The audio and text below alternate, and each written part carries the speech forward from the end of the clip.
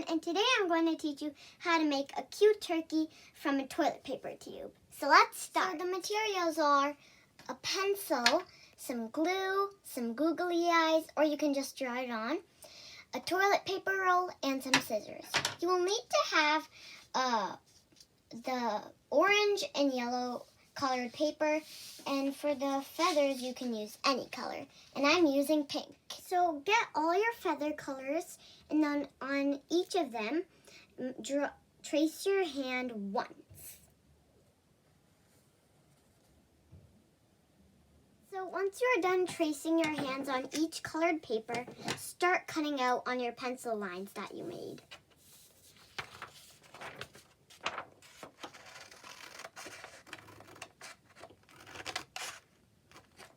So then move your scraps and your feathers. You need to save the scraps.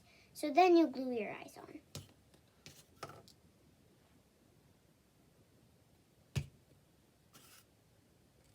Then cut out a triangle shape on your orange paper. So I stuck the beak and added a wattle to the turkey.